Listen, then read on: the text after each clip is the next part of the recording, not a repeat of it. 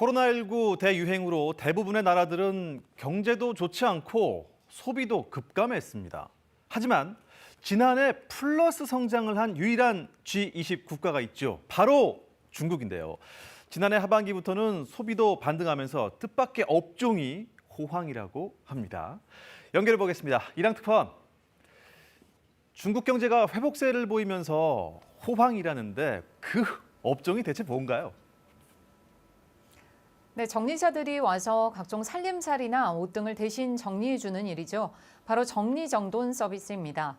첸 루이씨도 최근 옷장 정리를 위해 전문 정리사들을 고용했는데요.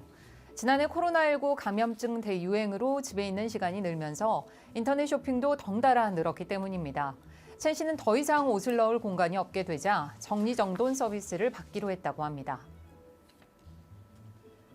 可能像我这种，就是我带孩子或者比较忙、比较琐碎，没有时间去研究这种，但是又渴望有一个非常舒适和宽敞的这种居家环境的这样的人群。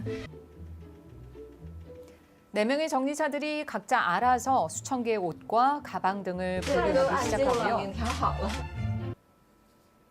반나절이 지나자 옷장 안은 몰라볼 정도로 바뀌었습니다. 네, 그러니까 결국은 코로나19 대유행이 인터넷 쇼핑 등으로 이어졌고 다시 정리 서비스에 대한 관심을 불러온 거군요. 네, 그렇습니다. 중국 국가통계국에 따르면 지난해 중국 전체 소매 소비 금액은 전년보다 3.9%나 떨어졌는데요. 연간 온라인 소매 소비 금액은 전년보다 10.9%나 늘었습니다. 특히 주목할 것은 고가품 소비입니다. 코로나19로 전 세계적으로 소비가 위축됐지만 중국 고가품 시장만큼은 놀라운 성장세를 보이고 있습니다. 한 컨설팅 회사와 중국 전자상거래 플랫폼이 공동으로 펴낸 보고서에 따르면요. 지난해 중국 내 패션 고가품 판매 금액은 3,460억 위안, 우리 돈으로 약 59조 원에 달했습니다. 전년보다 48% 증가한 수치입니다. 와, 코로나19 상황 속에서도 고가품 소비가 늘었다니 정말 놀랍습니다. 그렇다면 혹시 이 고가품 정리 서비스도 따로 있는 건가요? 네, 앞서 보신 첸 루이씨 역시 주로 고가품을 사는데 그러다 보니 더 물건을 버릴 수가 없었다고 합니다. 반면 집에 있는 시간은 늘면서 공간에 대한 필요성이 느껴져서 전문 서비스를 이용했다고 하는데요.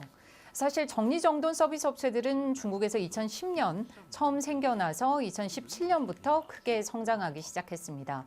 그런데 코로나19 대유행 이후 고가품 소비가 늘고 이를 정리 수납해 주기를 원하는 사람들도 늘다 보니 부자들을 상대로 하는 고가의 정리 서비스까지 생겨난 겁니다. 정리 서비스 비용은 우리 돈으로 하루 220만 원 정도지만 고소득자들은 이 비용을 아까워하지 않기 때문에 업체들로서는 부자를 대상으로 한 서비스를 늘려가는 추세입니다. 家庭收入，我估计都在100万以上，有一些镇子都是富豪，他们需求这一块的话是不，就是你报价呀什么，他们从来不砍价。 특히 고가품이 많은 부자들에게는 덜 사라 또는 필요 없다면 버려라 이렇게 조언을 하기보다는요. 어떻게 하면 공간을 더 만들어낼 수 있는지 그리고 효율적으로 정리할 수 있는지를 알려주는 데 집중한다고 합니다. 네, 이렇게 부자들을 상대로 한 정리 서비스가 인기를 얻으면서 이 서비스를 배우려는 사람들도 참 많겠습니다.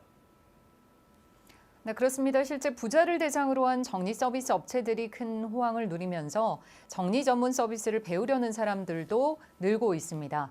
중국에서 정리정돈 서비스 업체를 처음 시작한 비엔리춘 씨는 정리학교를 만들고 수강생들에게 부자를 대상으로 하는 정리 비법을 가르치고 있는데요. 중국에서 코로나19 확산세가 잡히면서부터 업체 자체가 4배 가까이 급성장했습니다.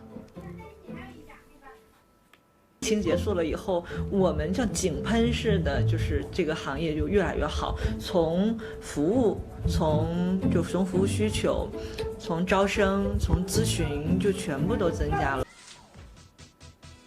네, 현재는 3천여 명의 정리사들이 종사하고 있습니다. 최근에는 고소득자들뿐만 아니라 일반 가정에서도 정리정돈 서비스를 이용하려는 사람들이 크게 늘면서 지난해 정리정돈 서비스 전체 시장은 10억 위안, 우리 돈 1,700억 원 정도 규모로 성장했을 것이란 예측도 나왔습니다. 지금까지 베이징에서 전해드렸습니다.